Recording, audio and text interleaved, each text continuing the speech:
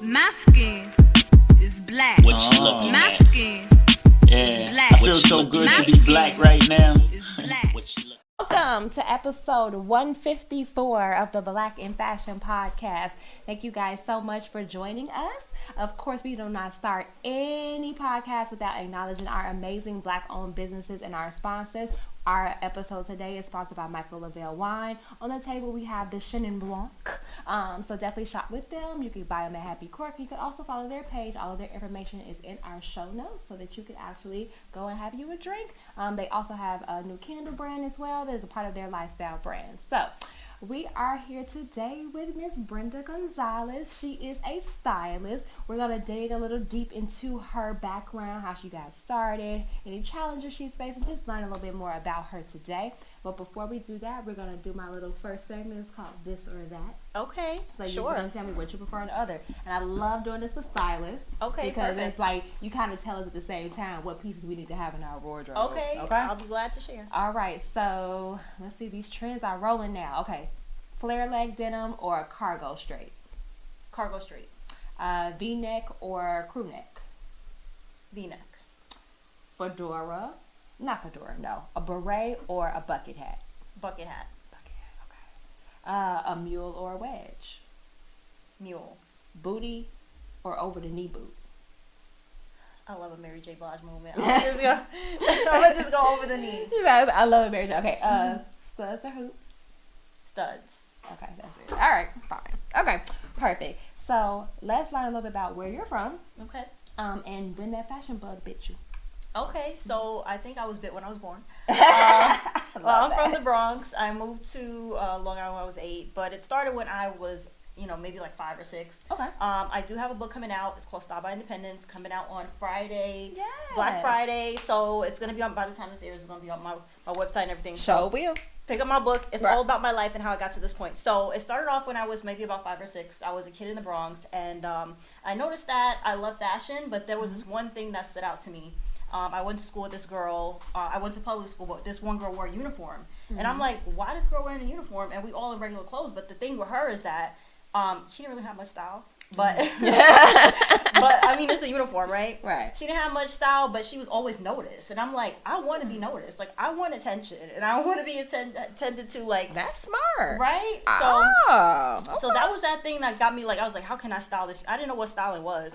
I just thought I was fixing it. I was like, all right, so I'm going to wear a sweater over the uniform. I'm going to wear, I'm going to put the sweater underneath the uniform. I was like, maybe I should just not wear nothing and just have it like Madonna or like Beyonce, not Beyonce. She wasn't out yet. TLC, I was going to do something like that. And, that was my moment where I wanted to style it up a little bit. So time moved on. Moved to Long Island, and I started noticing that, the Bronx to Long Island is two different worlds, even now. Girl, you know what's funny too? When I moved to Long Island, after I left Long Island, I went uptown too. Yeah. I started in Brooklyn, then I moved to Long Island, then I went to Harlem, then I moved to the Bronx, and then I Okay. moved back to Brooklyn. Girl, I did a whole little but circle. you didn't go back to Long Island, right? No, hell no. Okay. So Long Island to the Bronx, Long Island to New York City is two different worlds. So what I did notice that is I didn't have as much money as the kids in Long Island did. And my parents, they just moved to Long Island. We could afford to live there. We couldn't afford like the name brand stuff and there wasn't like a Burlington and Marshalls like there is now. So if you wanted to wear name brand, you had to have the money. So we didn't have the money, but I learned that I could stretch $1. So I can get a lot of things with a little bit. And that's kind of what started styling. Most people are just like, oh, this is my budget. I say it's $50. I can get 3 things. I'm like, how can I get 10? $50. Like, I'm just saying, like, I was Where a y'all kid. shopping at?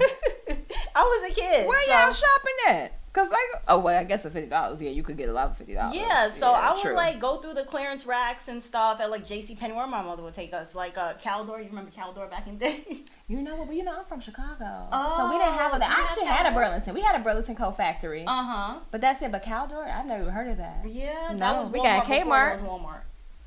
So Kmart was cool. Like I'm like that to this day. I love high-end stores. I shop at Neiman Marcus. I shop at Saks. I shop at Nordstrom. But I still can find stuff at Walmart. I still can find stuff pretty much anywhere. So that kind of started me to figure out how to fit things into my budget and make it look good, because I'm not about to be out here looking raggedy. Right, So I hear that. I have to be on trend. It has to fit me properly, and I have to be able to show out. So.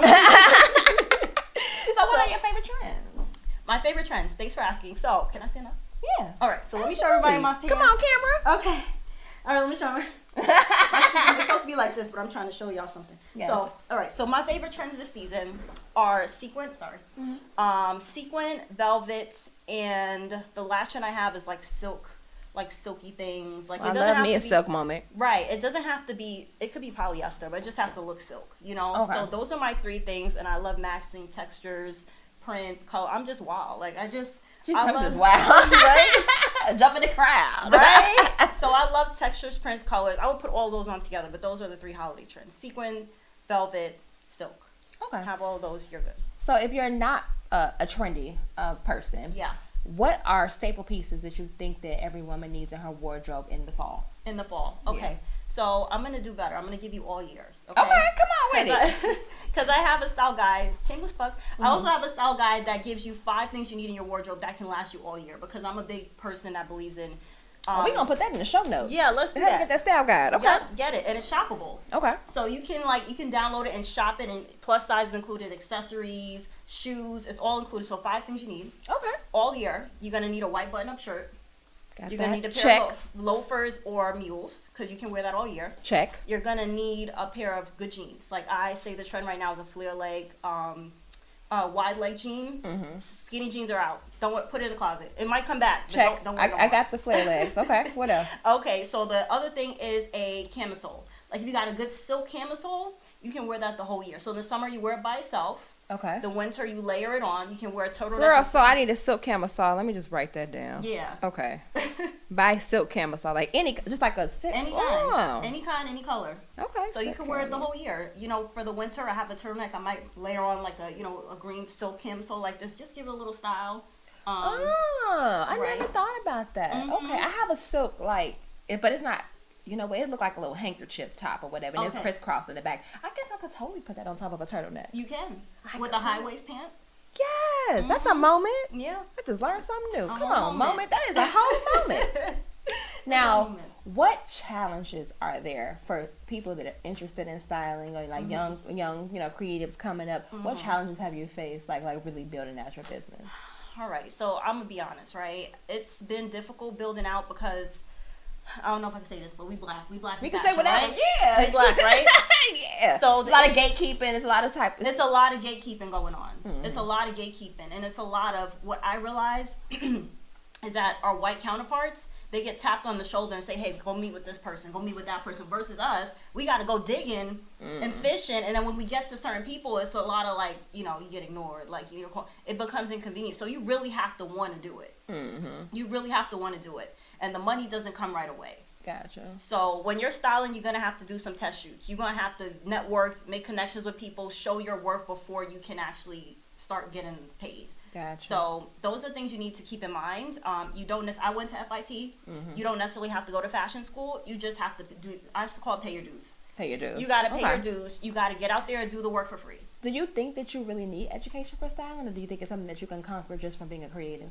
You can be creative, but you need a business education. Business. Okay, so education need to be in business because I know that FIT has like a style.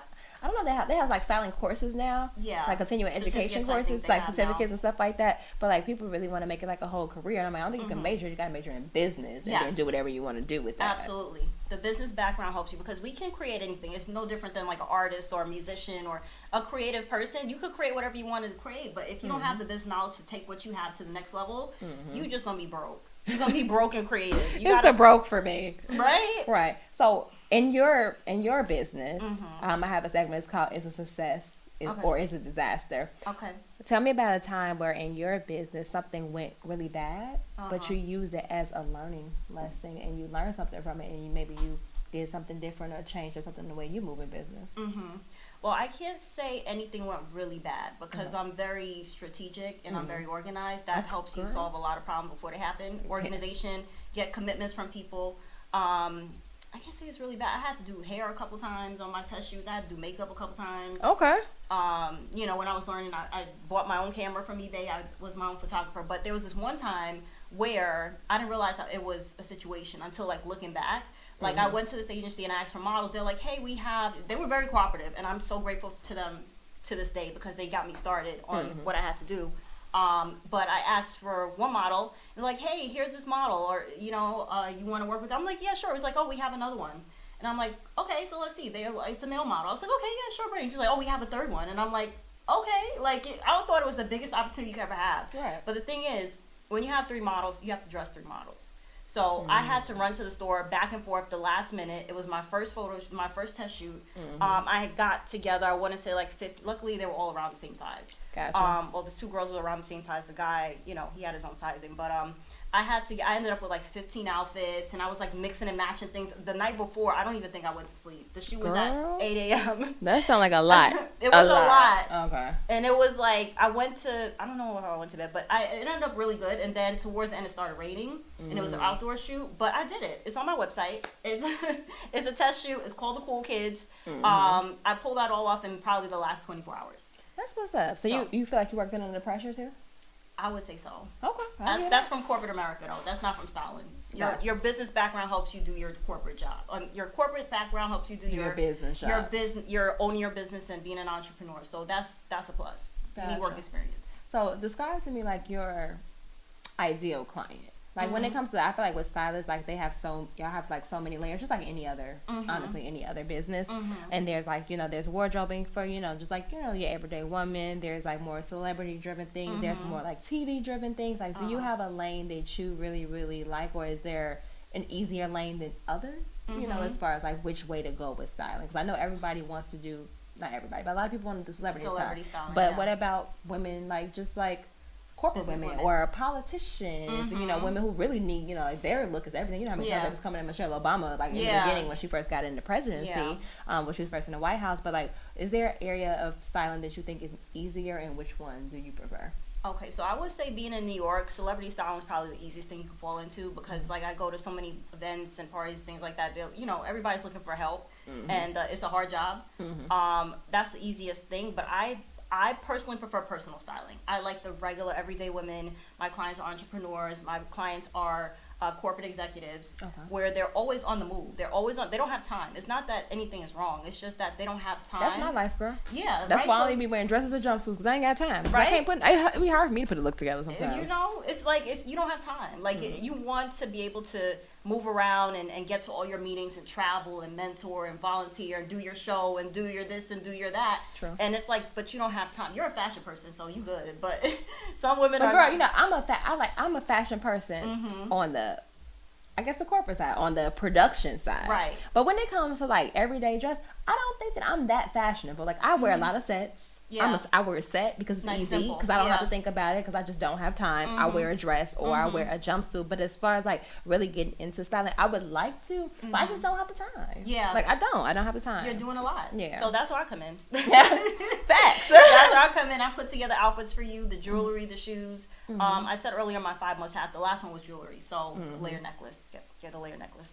But yeah, that's why I come in. I put your outfits together. I make sure it looks like you, because we all know about people who the clothes wear them. They don't wear the clothes. Right. I make sure you are the one wearing the clothes. It feels like you. It feels like a better version of you. You're, fashion forward. I'm loud, as you can tell by my silver jacket. I'm a loud person.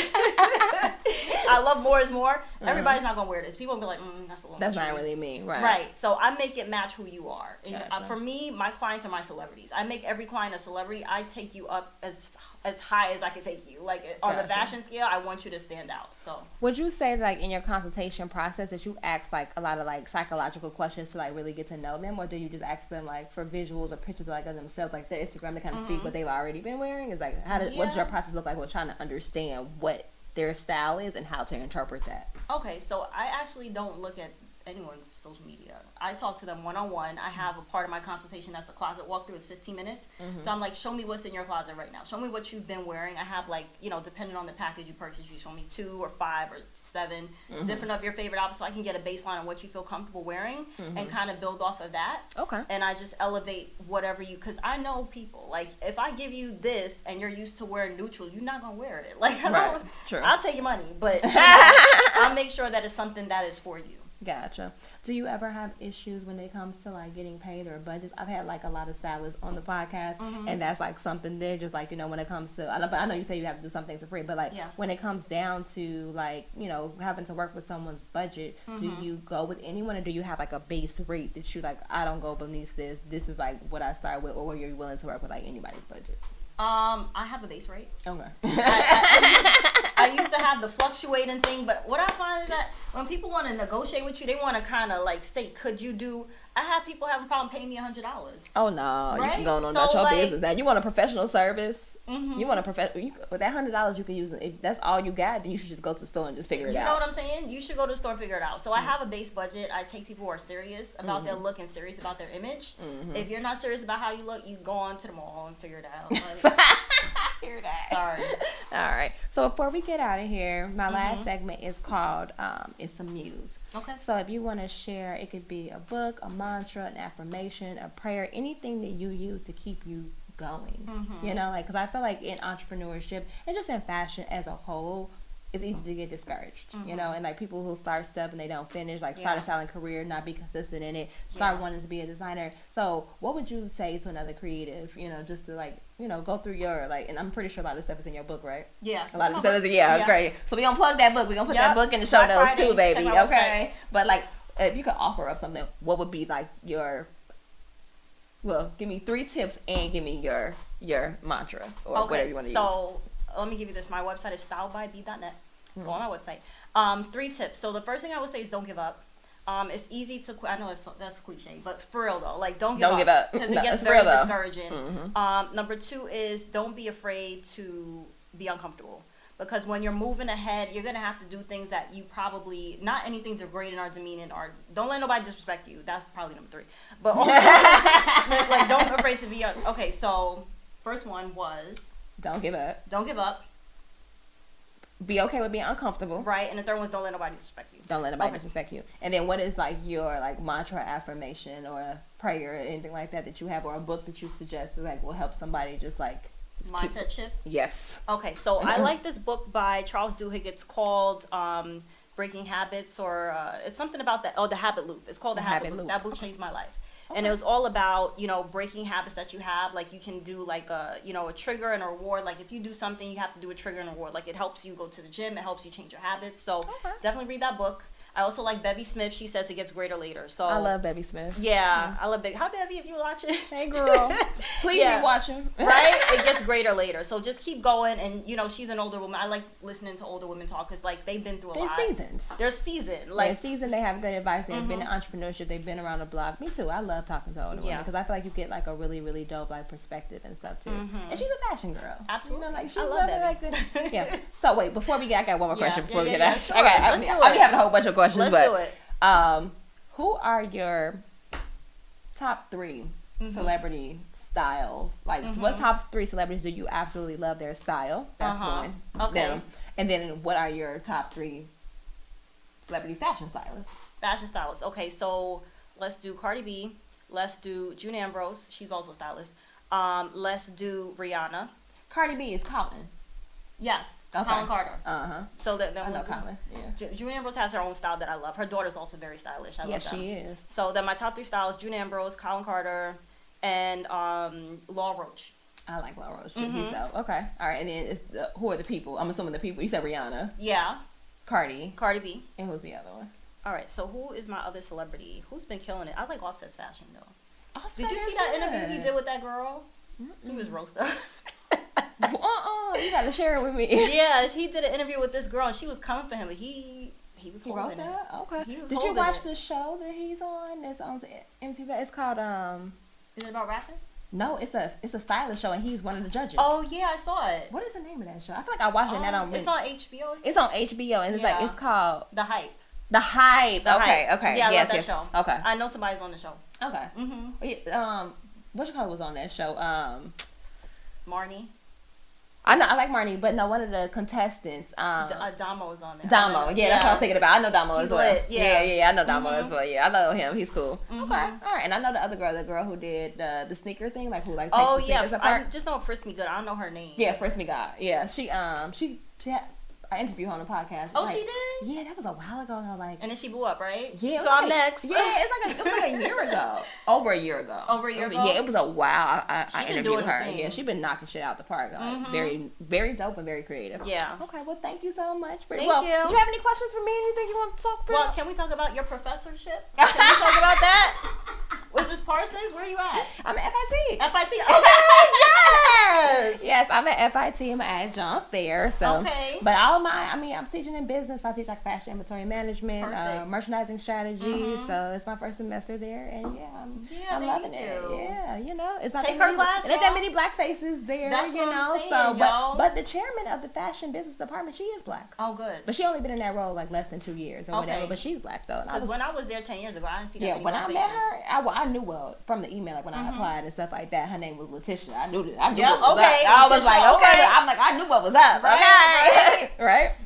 But that's what's up. Yeah, I like it. I want to, How you like grading papers? Shake- 'Cause that's my question. I ain't got to grade no papers. Okay. So, because I teach fashion inventory management, most of my homework and all that stuff is in Excel because it's good. very number driven. It's very And you like analytical that? or whatever. Yeah, because I'm a business girl. Yeah, I'm a okay. numbers girl. I'm a money I need girl. to intern with you so I can figure this out. Like all the Excel stuff. So we looking at data. We looking at lead times. We looking at demand forecasting. We looking at seasonality. We looking at the way trends are going. So how do you create an allocation and like a plan like on how many units or sizes or colors to put somewhere? Yeah. A lot of the stuff I do is merchandising, and Yeah. we know what merchandising is: having the right product at the right place at the right time Yep. for the right price point. Absolutely. That's it. So it's very analytical. It just requires like a lot of critical thinking and numbers driven. So all I gotta do is make sure them numbers is right. Yeah. So when I look in them, that's how I grade homework.